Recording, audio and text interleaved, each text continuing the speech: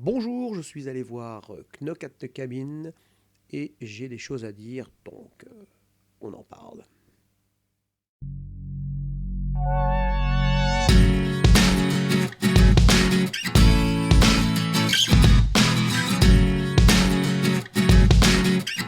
Bonjour, c'est Pain Français et je vais faire une review de Knock at the Cabin, film que je suis allé voir hier, film de Shyamalan qui fait un retour soi-disant, alors que moi j'ai jamais vraiment trouvé qu'il avait.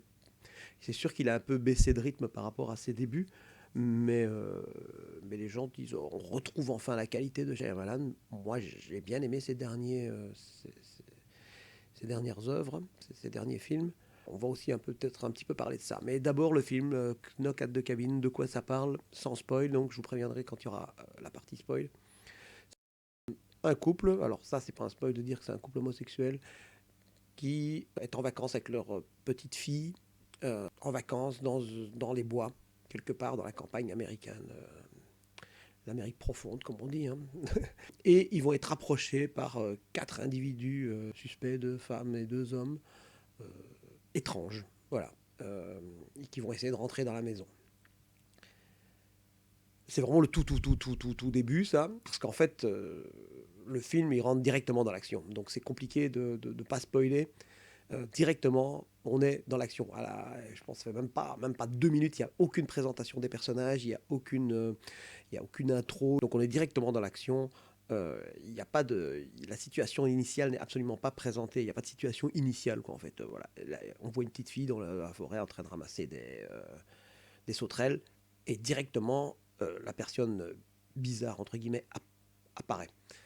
Donc on est directement dans l'action. Alors quand je dis directement dans l'action, c'est pas un film d'action, hein, c'est un film d'ambiance, c'est un film d'angoisse, c'est un film de psychologie.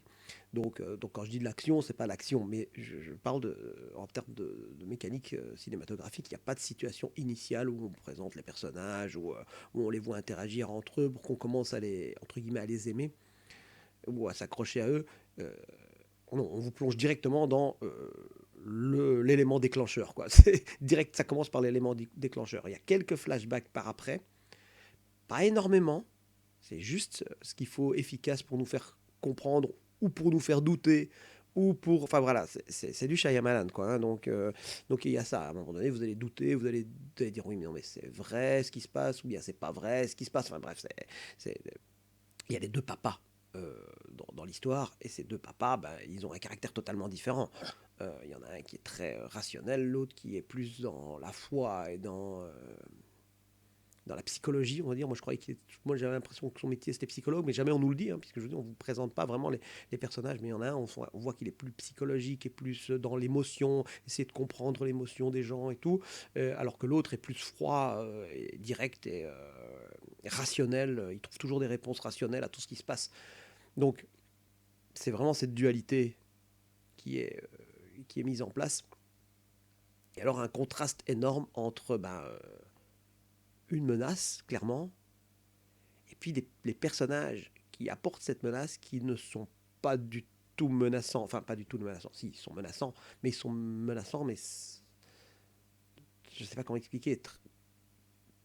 Humainement, c'est des humains. Voilà, c'est waouh. Donc ça, c'est très particulier. Bon, de nouveau, hein, c'est du Shyamalan, quoi. Donc il y a quelque chose de très particulier. Il y a des gros plans énormes sur les visages. Il y a un moment donné, je me dis, mais il n'y a pas de décor en fait, parce que c'est tellement centré sur les personnes, sur les yeux, sur les regards, voilà, que le décor, c'est rien. Le décor, il y a une cabane dans les bois, un petit peu l'extérieur, et même quand on fait des flashbacks, c'est toujours centré sur les personnages et pas sur le lieu où ils sont. Quoi, hein, je veux dire, donc vraiment, c'est très serré sur les personnages. On pourrait croire, quand je dis ça, que oh, ça va être chiant, c'est un film psychologique. Pas du tout. Il y a une ambiance, mais extraordinaire. Il y a une tension incroyable du début à la fin. Le film fait 1 heure et demie et j'ai pas vu le temps passer, quoi. Enfin bref, c'était vraiment très bien. Alors voilà, Shyamalan, très connu pour évidemment le film Le Sixième Sens qui a fait tout exploser, vu que ouais, il y avait ce petit enfant là qui jouait très bien. Allez, Joel Osment, c'est ça, qui voilà, et puis Bruce Willis qui était vraiment très bien, et puis bah, le twist final, hein. Et donc en fait, Shyamalan est devenu entre guillemets le type qui fait des films à twist. Puisque bah, par après vous avez Incassable où il y avait aussi le twist à la fin du type en fait il était pas bon, il était méchant, bref, Incassable qui est devenu une trilogie, hein. Après ça on l'a pas vu venir non plus, donc le vrai twist pour moi d'Incassable c'est que c'est une trilogie. Vous avez Sing qui est extraordinaire. Alors là, il n'y a pas vraiment de twist, mais il y a quand même une explication. Il y a un enchaînement d'événements qui font qu'à la fin, en fait, tout était prévu, entre guillemets, enfin, plus ou moins. Ceux qui ont vu Sing savent de quoi je parle. Le village, bon, là, moi, j'ai trouvé que le twist était un peu éventé. Enfin, moi, personnellement, j'avais capté directement ce qui se passait dans l'histoire. Pour autant, j'ai adoré et j'ai trouvé que c'était très bien fait, que les acteurs étaient très très bons, même si j'avais éventé le twist. Euh, Après, qu'est-ce qu'il y avait? La jeune fille et l'eau, bon, c'était peut-être celui que j'ai le moins aimé, mais enfin, c'était quand même pas mal du tout. Je veux dire, avec des acteurs engagés. Alors là, peut-être ce qu'on a fait comme reproche peut-être à Shyamalan. Alors Shyamalan, il fait comme faisait Alfred Hitchcock, c'est-à-dire qu'il se met en scène dans les trucs, il apparaît hein, comme une signature. Et dans La Jeune Fiello, il a un rôle plus important. Puis il est l'écrivain, il est un écrivain, il a un rôle, un vrai rôle. C'est pas juste une apparition comme ça, clin d'œil. Il a un rôle. Et je pense qu'on a commencé à le trouver arrogant, prétentieux, tout ça. Enfin, je sais pas, il y a eu qu'une espèce de bashing sur lui comme ça qui a fait que bah, par après. Alors on voulait qu'il refasse le sixième sens, on voulait qu'il refasse Signe, mais voilà, mais ses films restent quand même très très très très bons. Alors, enfin, il a fait l'erreur du dernier Maître de l'air. Je pense qu'il a voulu faire un film pour enfants, sachant qu'il avait déjà fait le scénario de Stuart Little, qui est quand même le Stuart Little, c'est une tuerie ce film pour enfants. Si vous avez l'occasion de voir Stuart Little, un film pour enfants, il est extraordinaire. C'est lui qui est scénariste donc je pense qu'il aime bien les films pour enfants. Je pense qu'il est attiré par ça. Et donc quand il a voulu faire le dernier Maître de l'air, mais à mon avis, le studio a mis le grappin dessus. Il a dit non, tu dois faire ça, ça, ça, ça. Il n'a pas vraiment pu faire ce qu'il voulait. Bon, il a été, à mon avis, c'est quelque chose comme ça. Ou alors c'est une erreur. Voilà, ça arrive hein, de trébucher. Après, qu'est-ce qu'il y a eu? Il y a eu After Earth, je pense. After Earth avec Will Smith et son fils. Là, bon, il y a un bashing sur le fils de Will Smith euh, depuis toujours. Donc le mec, il est en train de tourner fou, mais en même temps, depuis qu'il est né, le pauvre, on n'arrête pas de dire qu'il est nul et qu'il est mauvais et que c'est le fils de son père. Ça doit être lourd. After Earth est vraiment très très bien. Will Smith, il est bon, même s'il n'a pas un grand rôle dedans, mais il est bon comme à chaque fois. Son fils, il fait le taf. Les effets spéciaux sont beaux. C'est un bon film. Alors, ok, c'est pas du Shyamalan dans le sens où il n'y a pas cette tension, il n'y a pas cette psychologie, quoique, quand même. Enfin, bref. Ok, mais ça reste un bon film que vous pouvez regarder, vous passez un bon moment, quoi. Vous n'allez pas me dire que c'est une dope, quoi. C'est ça que je veux dire, quoi. Il y a eu la série Wayward Pines que j'avais beaucoup aimé, et puis là-bas, c'est une série qui est un peu qui a voulu se la jouer à la David Lynch, là, hein, qui a tué Pamela Rose. C'est pas qui a tué Pamela Rose. C'est, c'est, euh, c'est Twin Peaks, quoi. Donc voilà. Bah, comme Twin Peaks, ça, c'est parti un peu dans des délires et voilà, on a plus très bien compris. Puis un film avec un très très peu de budget qui s'appelle Deux Visites que moi personnellement j'ai adoré. Là aussi, il y a un twist final qui est une tuerie. Alors c'est filmé à la caméra puisque c'est le garçon qui a décidé de filmer la visite chez ses grands-parents et qu'ils ont plus vu depuis longtemps. Ce film, pour moi, c'était une tuerie. J'ai eu la trouille, j'ai eu peur, et le twist final est extraordinaire. Bref, moi, The Visit, j'ai vraiment, vraiment, vraiment adoré pour un film avec des petits moyens. Alors évidemment, les gens reprochaient parce que c'était un film avec des petits moyens. C'était plus la mode des found footage. Mais moi, je l'ai trouvé efficace, bien. Donc voilà, The Visit, c'était vraiment bien. Alors après, il y a eu Split. Split aussi, c'était bien. Enfin, tout le monde a adoré Split. Enfin, je ne comprends pas donc pourquoi les gens ils commencent à dire ouais, c'est le retour de Shyamalan. Split, c'était super bon. Glass, voilà, le final de la trilogie. C'est dans Split qu'on découvre donc qu'il y a cette trilogie avec Incassable en fait. J'ai bien aimé Glass, mais j'ai pas été bluffé par Glass. Je trouvais que ça suivait bien la trilogie. Et puis Old, là aussi, il y a des gens qui disent ouais, bon, Old, bah, efficace quoi. Je veux dire, enfin, ça marche bien, enfin, ça fonctionne. Moi, j'ai adoré Holt, quoi. J'ai vraiment bien aimé. Et maintenant, Knock at the Cabin. Alors là, maintenant, tout le monde est en train de dire ouais, Knock at the Cabin, c'est super. C'est vrai qu'il y a un travail peut-être sur la psychologie, vraiment sur. Certains vont moins aimer parce que justement, il y a ce côté très très très proche des visages. Il y a le woke bashing, on va dire aussi. Alors, Dieu sait que je suis le premier à déplorer ce côté woke où il faut absolument, c'est surtout dans les séries où il faut absolument qu'il y ait un héros homosexuel, une héroïne lesbienne, il faut absolument qu'il y ait un black dans une situation où on ne voit pas les blacks pour dire ouais, les blacks aussi ils peuvent faire des choses les mêmes choses que les blancs, mais oui, enfin, enfin bref, je comprends pas. Bref, c'est côté vraiment appuyé là. Les Afro-Américains sont aussi des êtres humains, mais oui, enfin les trois quarts des gens, enfin, en tout cas en Europe, on n'a pas de problème avec ça, quoi. Je veux dire, c'est un problème de nouveau, c'est un problème américain, bref. Ici, c'est pas une histoire il n'y a pas de racisme, il n'y a pas de Black Lives Matter dans ce film-là, mais il y a le couple homosexuel, et en fait, on s'en fout parce que c'est pas. Enfin, on s'en fout et on s'en fout pas, puisqu'à un moment donné, ça joue quand même justement sur ça, puisqu'ils pensent ils sont visés parce qu'ils sont homosexuels. Et donc voilà, donc quelque part, ça retourne peut-être même un peu la situation, donc même si vous êtes anti-woke, allez le voir parce que c'est pas du tout un message woke dans le sens gnangnan, voilà. Non, c'est pas du tout ça. C'est deux personnes qui. Pas ajouté Voilà. Pourquoi est-ce que ça ne me dérange pas en fait dans ce cas-ci Euh, mais c'est un couple homosexuel, en fait, ça ne me dérange pas. Pourquoi aussi parce qu'il n'y a rien de graphique. C'est-à-dire qu'on ne le voit pas, je ne me souviens pas en tout cas c'est pas flagrant qu'on les voit s'embrasser ou qu'on les voit, voilà, on les voit peut-être se tenir la main, on les voit peut-être, et ça j'en avais déjà parlé je pense dans une autre vidéo sur TikTok, voilà, ils peuvent se tenir la main et tout. Ce que je veux dire, c'est que quand c'est trop graphique, quand c'est trop, voilà, deux adolescents qui se laissent le fond de la gorge pour montrer, ouais, c'est pas sale, quand c'est deux garçons qui se laissent la gorge, ou quand c'est deux filles, et, bref, peut-être qu'il faudrait se poser la question si, quand on voit un couple hétérosexuel, est-ce que c'est normal qu'on voit autant de. Bref, ici, c'est ça, c'est très pudique en fait. Leur relation est très pudique et est basée sur bah, voilà, un couple normal. Quoi. Je veux dire, voilà, quand on regarde un film avec un homme et une femme dont dont le sujet est un film d'horreur ou quelque chose comme ça, on les voit pas forcément systématiquement au lit ou en train de s'embrasser ou des choses comme ça. Et bien ici, c'est ça.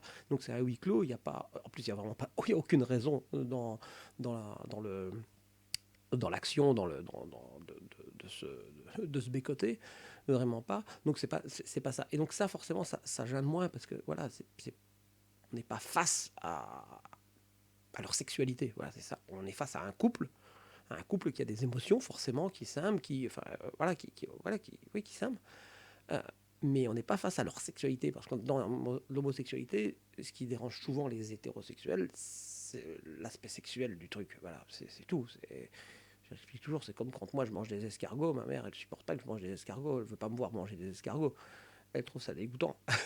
Moi je mange des escargots, je veux dire, voilà, euh, voilà, mais si je lui dis que j'ai été manger des escargots à la place de ma FNA, ça s'en fout quoi. Elle veut pas me voir le faire quoi. Voilà, donc c'est ça, ce film-là, de ce côté-là, il est vraiment très sensible en fait, enfin très sensible, pudique, voilà, c'est le mot que je voulais dire, pudique. Et en plus, il y a une dualité entre les deux personnes, et moi, c'est ça que j'aime, comme dans Discovery, où il y a aussi le chef, le chef ingénieur et le chef médical qui sont ensemble, mais c'est deux caractères tellement différents qu'on ne se pose pas la question de tiens, comment ça se fait que deux hommes s'aiment, c'est plutôt comment est-ce qu'un homme scientifique et cynique peut aimer un homme humain enfin vous voyez ce que je veux dire. Et là ici c'est un peu pareil, ce sont deux personnes vraiment totalement différentes. Ils ont une petite fille asiatique, euh, voilà, adoptée évidemment, enfin sans doute, hein, enfin, sans doute, je vais pas vous spoiler quoi. Bref, j'ai bien aimé. Mais on va passer à la partie spoil, sinon je peux pas, je peux pas dévoiler des choses. Donc attention à partir de maintenant. Soit vous avez vu le film et vous voulez avoir mon avis, soit vous n'avez pas vu le film mais vous vous en foutez d'être spoilé, ça arrive, hein. Moi il y a des films, j'ai pas envie d'être spoilé, mais bon voilà. Celui-là, c'est peut-être bien de couper ici et de revenir après quand vous avez vu le film parce que voilà, les Shyamalan, c'est ça.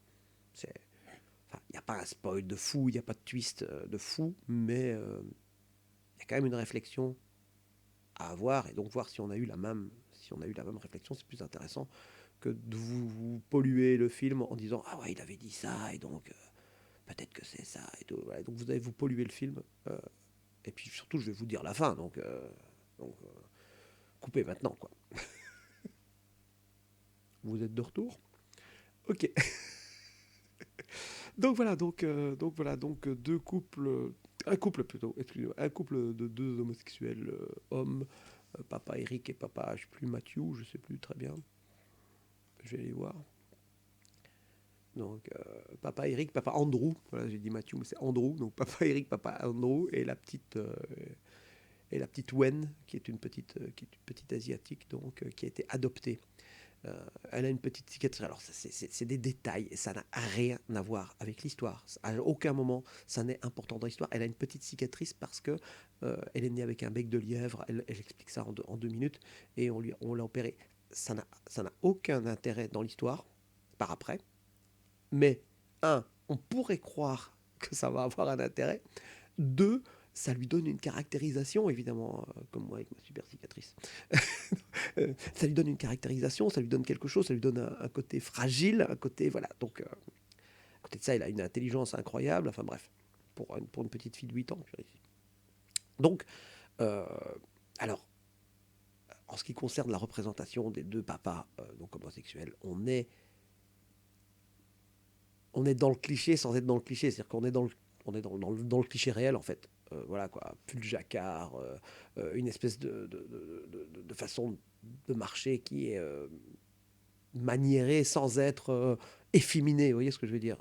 Voilà. Donc oui, on est on est dans le vrai quoi. Je veux dire, ça m'a fait penser à un épisode, je sais pas si vous connaissez la série Lucifer, il y a un épisode de Lucifer, d'ailleurs l'acteur qui joue Eric ressemble, non pas Eric, Andrew je pense, je sais plus, bref, non c'est Andrew. Il ressemble très très fort à l'acteur de Lucifer. Et il y a une scène, il y a un épisode dans Lucifer où il doit se faire passer pour un homosexuel avec le chef de la police et il arrive dans un et il le joue. Bon, lui il le surjoue un peu parce qu'évidemment, mais il y a un peu de ça. Il y en a un qui est clairement un peu plus efféminé, on va dire, et puis l'autre qui est plus. Mais même dans leur façon de marcher, ils ont ce côté un peu maniéré, un peu. Mais ça reste tout à fait plausible et pas du tout. Enfin, ça se moque pas. Au contraire, là, ils veulent se battre, ils veulent. Enfin, c'est pas. Ils veulent protéger leur fille à tout prix, voilà, mais ils veulent en même temps se protéger entre eux, voilà. Donc, je vous ai dit qu'il y avait quelques flashbacks. Premier flashback, c'est justement de Andrew qui veut, qui en gros présente, invite ses parents à manger et il n'y a rien, hein, quasiment pas une parole et c'est justement ça qui est angoissant, il ne s'est rien passé. Les parents repartent, ils ont fait 7 heures de route pour rester juste 1 heure et son mari qui lui dit bah oui qu'est-ce que t'attendais quoi, enfin, tu vois c'est pas grave, voilà bref. Voilà, de nouveau, un qui accepte entre guillemets, et l'autre qui est ouais, il faut m'accepter comme je suis, mais accepte-toi toi déjà comme tu es. Enfin bon, voilà, on n'a pas forcément besoin de l'approbation de ses parents pour faire tout ce qu'on quand on est grand, quoi. Je veux dire, enfin, bref. Donc voilà, c'est vraiment intéressant. Là, on voit déjà la dualité. Puis, il y a le deuxième flashback, si mes souvenirs sont bons. Ça doit être très, très, très, très bref. C'est une bagarre dans un bar. Un type enfin, donc, de nouveau, ben, toujours le même, Andrew, qui se fait tabasser, clairement parce qu'ils sont homosexuels. Enfin, je veux dire, voilà. Et qui lui a répondu, parce que voilà, de nouveau, là, ils sont à deux, parce que ça, on le voit dans un troisième flashback qui est un peu plus long, où vous en avez un qui clairement, il se fait agresser par un alcoolique qui lui dit hey, t'as peut-être un gros truc comme ça. Enfin, même pas, je crois même pas qu'il lui dit ça. Je pense qu'il lui fait juste une remarque, mais lui le prend pour voilà, c'est de l'homophobie. L'autre dit laisse tomber, le provoque pas. Et lui, il fait, ouais, quoi, ça te dérange et tout, et tout. Et puis, bah, après, ouais, il se prend une bouteille sur la gueule. Euh, je sais pas, c'est très particulier. Donc, vraiment, ce côté, celui qui accepte et celui qui accepte pas, en gros. Euh, alors, j'aime beaucoup les films où il y a une évolution de personnage. Et justement, ce personnage qui est plus donc dans le c'est pas une victime, hein, au contraire, il est dans la rébellion. Hein, je veux dire, voilà, il veut qu'on le reconnaisse pour ce qu'il est. Voilà. Et l'autre qui est plus dans l'acceptation de voilà, le monde, il est comme il est, et puis voilà. Euh, cette petite fille qui est adorable, qui est juste le lien, en fait, cette espèce de lien, voilà. Et là, pareil, il y a un flashback qui montre que bah, c'est clairement Eric plutôt, donc celui qui est plus dans l'acceptation, celui que je dirais l'aspect féminin, mais c'est plus, il faut le voir comme le yin et le yang. Voilà, je pense qu'il est plus dans le. Alors je sais plus lequel est l'aspect féminin du yin et du yang, mais on va dire voilà, lui il est plus dans l'aspect féminin, l'aspect. C'est aussi la nuit et le jour, hein, je pense, et c'est aussi le côté tendre et le côté rebelle. Et donc là, lui, il est plus dans ce côté-là, dans le côté tendre et rebelle, et dans le côté tendre et affectueux féminin, on va dire. Euh, et on voit que c'est lui quand ils vont adopter la fille, qui la prend dans ses bras et qui, voilà, on sent que c'est lui la maman, si je puis dire. Enfin, y a pas de, bref. Moi, je suis hétérosexuel et donc j'ai toujours besoin de remettre dans le monde que je connais. Hein. Donc, s'il y a des homosexuels qui regardent cette vidéo, vous devez comprendre que voilà, c'est mon monde à moi. Quoi. C'est comme si vous me parliez d'une couleur et vous me dites ça c'est indigo et moi je vais dire indigo bah ouais c'est bleu quoi. Vous voyez ce que je veux dire pour quelqu'un qui connaît pas la couleur. Ben, moi c'est pareil là, j'essaye de remettre sur des choses, des références à moi si vous voulez. Donc voilà, donc je dis c'est plutôt la maman. Et, euh, et c'est vraiment intéressant. Et donc au début évidemment l'attaque. Ouais, ici, il y a quand même une attaque. Hein, je dirais, il y a quand même, ils enfoncent la porte et ils rentrent de force dans la maison. Donc il y a quand même une attaque. Et ben, ils la prennent pour une attaque visée homophobique. Quoi. Et très très vite, on se rend compte que ça doit être plus compliqué que ça. Mais il y a quand même toujours un doute. Puisque Rupert Grint, donc le méchant dans l'histoire, bah, effectivement, ce serait lui qui aurait agressé Andrew. Euh, Ce qui est confirmé d'ailleurs par après, enfin plus ou moins. C'est un peu bizarre là, on ne sait pas très bien, mais enfin voilà. Euh, les 4 personnages se présentent et sont absolument. Enfin, ils essayent d'être adorables, ils essayent de s'excuser, ils disent qu'ils sont obligés, qu'ils n'ont pas le choix. Enfin bref, si vous êtes là, normalement vous avez vu l'histoire et vous savez que voilà, ils doivent. Un des trois, soit les deux, soit un des deux pères ou la petite fille, bah, il faut que les autres le sacrifient. S'il le sacrifie, la terre est sauvée. S'il ne le sacrifie pas, la terre n'est pas sauvée. Le monde va être détruit par Dieu. C'est ça, de nouveau, c'est un truc mystique. Est-ce que c'est vrai, est-ce que c'est pas vrai? Bref. Et il se fait que à chaque fois qu'ils disent non, un des quatre personnages va se tuer, va se suicider. Et en se suicidant, il déclenche une catastrophe. Et évidemment, les 2 premières catastrophes, en gros, bah, ouais, ça va, incendie de forêt, en gros, quelque chose comme ça, quoi. Je veux dire, tremblement de terre, ouais, bah, ça arrive, quoi. Là, il y a eu un tremblement de terre en Turquie, enfin, entre la Syrie et la Turquie, d'ailleurs. D'ailleurs, sincères condoléances, j'ai plein d'enfants chez moi, j'ai beaucoup de Syriens dans mon école, et il y en a beaucoup qui ont perdu les membres de leur famille, enfin bref. Donc, voilà, bah, bon, donc voilà, tremblement de terre, incendie, on revient au film. Euh, Là, jusque-là, ok, quoi. Ils se disent, ouais, ça va, vous le saviez, vous l'avez vu l'émission avant, vous avez programmé le truc, bref. Jusque-là, il peut encore y avoir un doute. À partir de l'avant-dernier, ça commence déjà à douter, et on voit que bah, Eric, je suis persuadé que c'est Eric, hein, je vais vérifier quand même, parce que, oui, c'est ça. Eric doute. Alors, comme il a eu une commotion parce qu'il s'est fait taper sur la tête et que voilà, l'autre lui dit non, tu as une commotion, tu vois pas clair et tout, mais il commence à douter. Mais c'est aussi le croyant du truc. Et donc, on se dit, allez, allez, allez, qu'est-ce qui se passe? Enfin, bref. Comment ça va se terminer? Bref. Et, Et ça se termine voilà, avec la mort du dernier, qui est joué par Dave Bautista, Léonard, qui est un enseignant. Et lui, enfin, en même temps, voilà, on ne se suicide pas pour faire... voilà, mais ça peut être des fous, hein, ça peut être des gens d'une secte ou quoi. Mais non, mais non, tout. Alors jusqu'au dernier moment, on se dit, est-ce que ça peut être vrai? Est-ce que ça peut être vrai? On a la confirmation à la fin, puisque euh, après le suicide de Batista, il y a les avions qui s'effondrent, les avions qui tombent du ciel, sans aucune raison. Là, ça devient vraiment trop bizarre. Et il y en a un, alors c'est même pas à la télé, il le voit en vrai à ce moment-là. Donc, comme il le voit en vrai, c'est pas à la télé, c'est pas truqué, c'est pas. Voilà. Du coup, Eric dit que c'est lui qui doit mourir, parce que lui, il est prêt, parce que lui, voilà, de toute façon, il croit en Dieu, il sait que ce qu'ils font, c'est important, voilà, et il a la foi. Et donc, il dit, moi, je vais partir, je vais être heureux, parce que je sais qu'en faisant ça, j'ai pas le doute que c'est ce qu'il faut faire. Alors que toi, il y aura toujours un doute, enfin bon, là, tu mourras pas en paix, bref, donc c'est lui qui se suicide, et donc on ne sait pas, est-ce qu'il va le faire, est-ce qu'il va pas le faire, Andrew.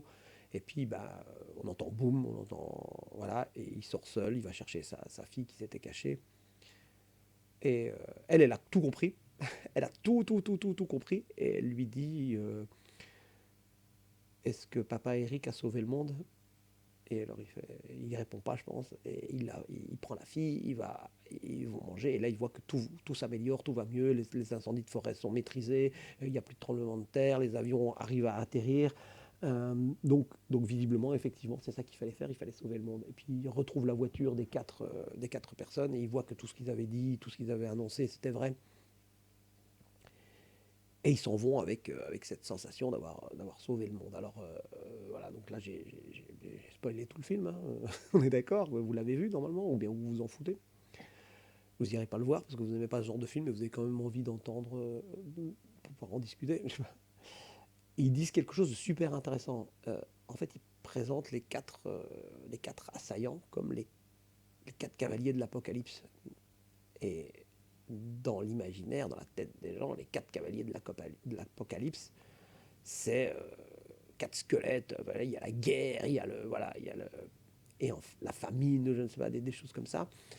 Et en fait, ici, c'est exactement ça. C'est-à-dire qu'en fait, il y en a une qui travaille dans un restaurant, bah oui, c'est la famine. Il y en a un qui est enseignant, je ne sais plus ce que c'est. Enfin bref.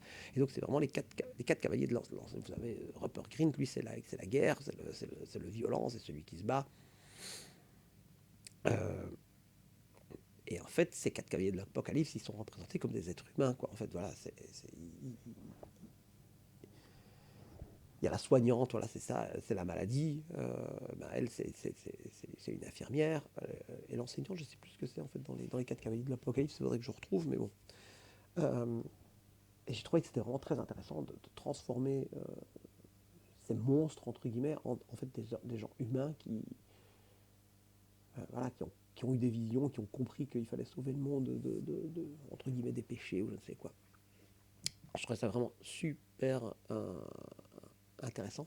Ça m'a fait penser à un autre film qui ressemble très fort, qui s'appelle Cabin in the Wood. Hein, donc ici c'est Knock at the Cabin, et là c'est Cabin in the Wood, qui est présenté comme un teenage horror movie. Hein, donc c'est ces films d'horreur pour enfants, là, pas pour enfants mais pour adolescents, euh, très à la mode dans les années 80, avec une bande de jeunes qui vont faire des bêtises dans une cabine dans les bois, et où on se rend compte que tout est faux, et que tout est fait, ce film d'horreur, entre guillemets, est fait pour faire plaisir à une race, à des créatures supérieures qui, s'ils ne sont pas amusés par ce film d'horreur, vont détruire la Terre, quoi. En gros, ça ressemble très fort à ça. Euh, je trouve que vraiment, enfin, bref. Donc le film était très bien. J'ai bien aimé le jeu sur l'utilisation. En fait, vraiment, alors tout n'est pas important, mais tout a une utilité, mais parfois on ne sent pas cette utilité. Je reviens sur la cicatrice de la fille, elle n'a aucune utilité factuelle dans l'histoire. Pourtant, elle crée quelque chose en nous.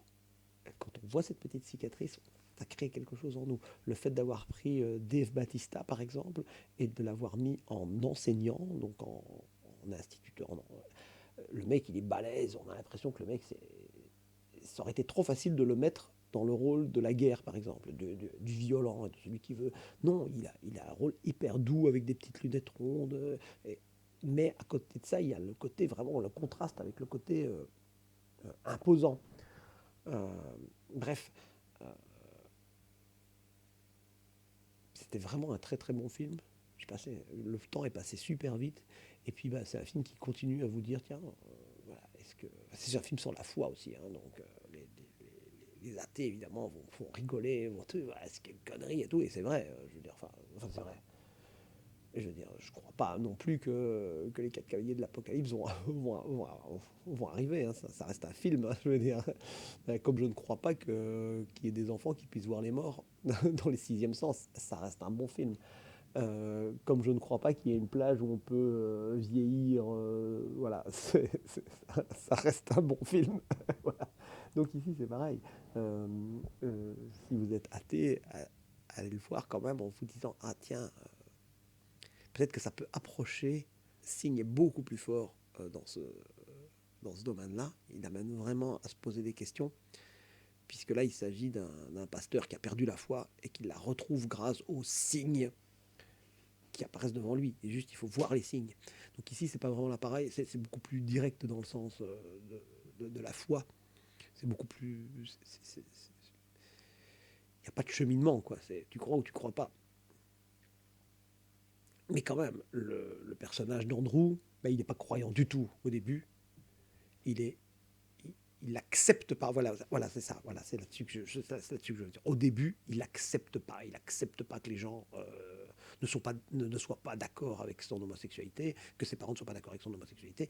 Il n'accepte pas que quand les gens lui parlent, il est forcément agressif, parce que c'est forcément parce qu'il est homosexuel que forcément les gens lui parlent mal. Alors moi, je vous dis, je suis hétérosexuel quand j'allais dans les bars, quand j'avais 20 ans, on me parlait mal aussi, hein, je veux dire, hein. Les gens violents, ils trouvent toujours une raison, hein. T'as une coupe de cheveux ridicule, ou bien t'as des lunettes, ou bien t'as... Voilà. Donc le truc, c'est la violence. C'est pas parce que vous êtes homosexuel, c'est parce qu'ils veulent vous trouver quelque chose pour vous blesser, entre guillemets.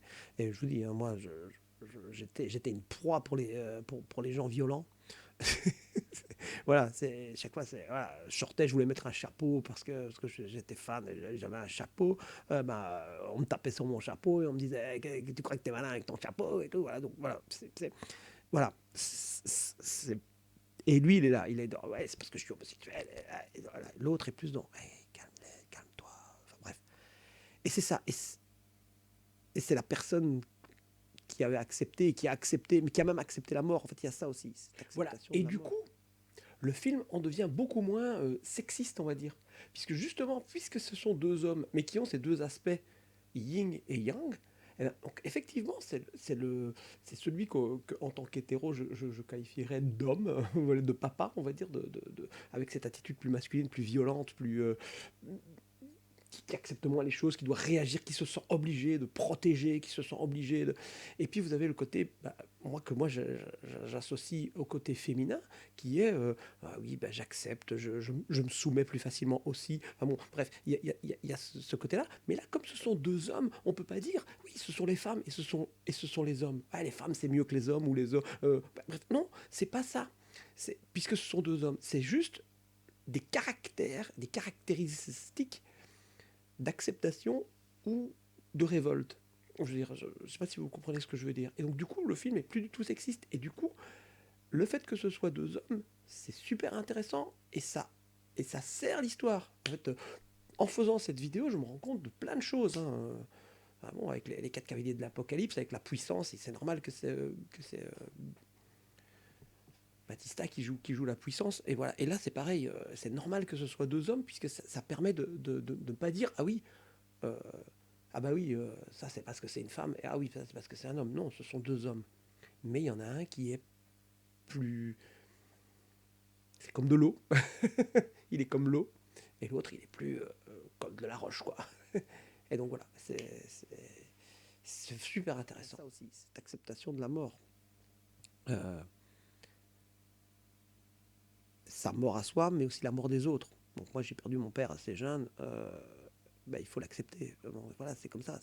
On ne sait rien y faire de toute façon. Qu'est-ce qu'on fait, on va se suicider. Enfin, voilà.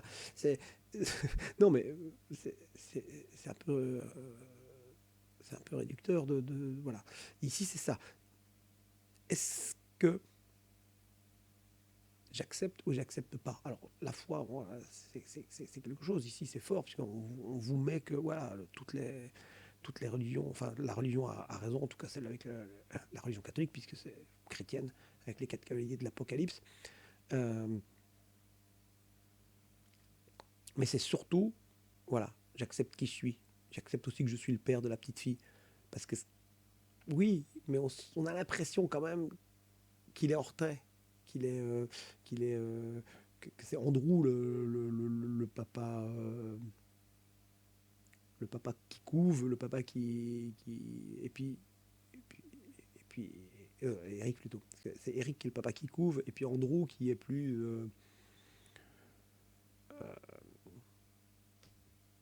on va dire, voilà, c'est comme le papa quoi. Comme le papa et la maman, vous voyez ce que je veux dire. Parfois le papa il est là, il fait ouais ça va, c'est ton gosse quoi.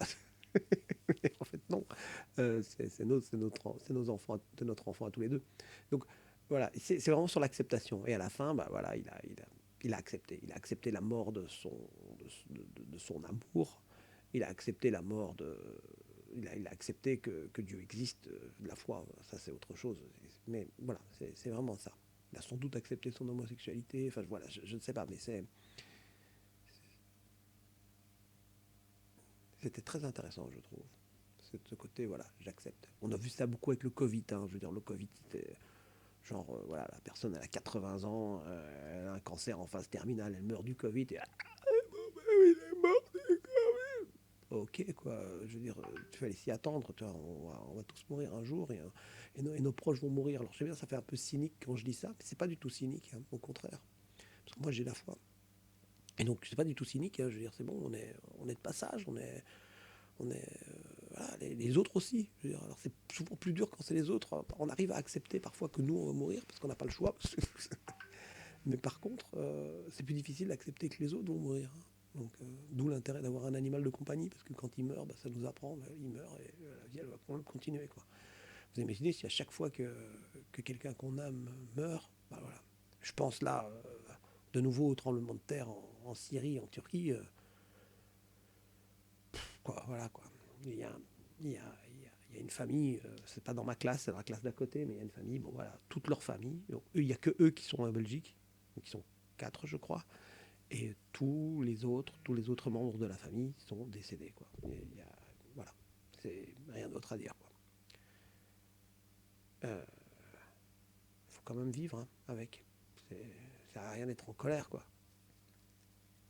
Quand les musulmans disent on est soumis à Allah, ben voilà. Alors vous pouvez dire là il est méchant, il nous a tués, mais non, il y a des règles quoi. Et puis voilà, c'est que c'était écrit quoi. En gros, on va dire ça. Voilà, le film est vraiment intéressant pour ça. Voilà. Ben, si vous êtes là, c'est que vous l'avez vu, donc je vais pas vous conseiller d'aller le voir. Ou bien c'est que vous n'avez pas du tout envie d'aller le voir et vous avez le droit de ne pas aimer hein, ce genre de film. À bientôt pour une autre review, peut-être Ant-Man, un truc plus léger. Allez, slava, au revoir.